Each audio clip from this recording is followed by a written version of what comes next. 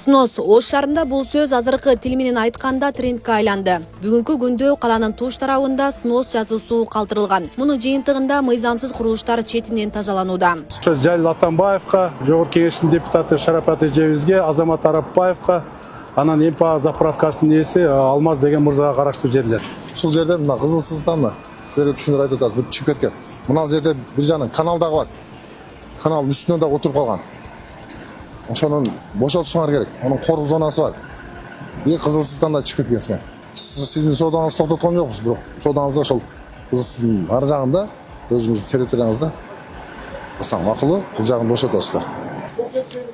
Көрүнгөн жерине да жазып болот. Жээнбек Шерматовичтин тапшырмасы боюнча, протокол тапшырмасы боюнча Кабинет министрликтин токтоо менен бекитилген башкы пландын негизинде кызылсыздардын бардыгын көрсөтүп, эскертүүлөрдү берип келатабыз.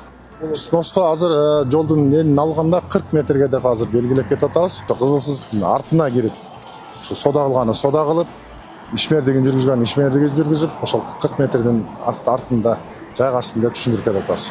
Көп жерлерди жаап коюп каналдарды, анан муниципалитеттин жерлеринде жеңил типтеги конструкциялар турат, контейнерлер турат, комоктор турат. Булардын бардыгын бүгүн оны эскертүүсүз эле алып кетебиз, анткени алардын уруксат кагаздары жок. Жолдун полосасы көбөйөт. Одан кийин зеленый полоса болот. Кийин ички тротуарлар, велодорожкалар, озеленениялар бардыгы көрсөтүлүп кетиш керек, камтыш керек. Мындай иштер Ош шаарынын мэри Жеңишбек Токторбаевдин тапшырмасынын негизинде аткарылууда. Шаар башчысы таңкы саат 6-да күн сайын рейдти кыдырууга чыгып, тиешелүү жетекчилерге катуу талаптарды коюп жатат. Муну менен өз билимдиктердин баарын иретке келтирүү, шаар тургундары жана келген конокторго шарттарды жакшыртууну көздөөдө.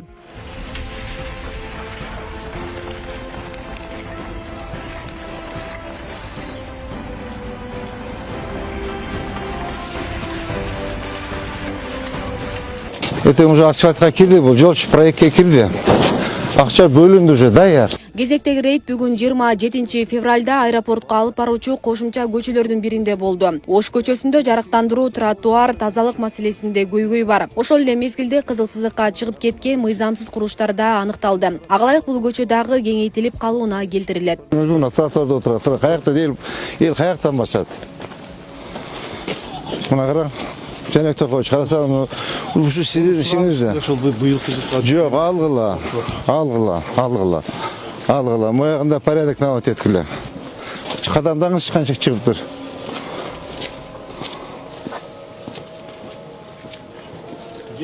Вито 7 метр чыгып кеткен. Бул элдин акысы да. Ар бир служба өзүңөрдө тийиштүү тапшырмаларды жазып алдыңар. Мына Ош көчө боюнча катуураак иштеш керек. Өтө катуу иштеш керек. Анткени эртең асфальт башталат. Асфальтты баштагача чакты биз эки чекесин ачып коюшубуз керек. Алар бизди күтпөйт, жигиттер. Возможность берип атат. Возможность берди бизге Кудайым. Урматтуу президентибиз, урматтуу генералыбыз айтып атат, жасагыла жолду. Мына акча деп берип атат. Азыр 3 миллиард бөлүнүп атат. 2 миллиард плюс 1 миллиард.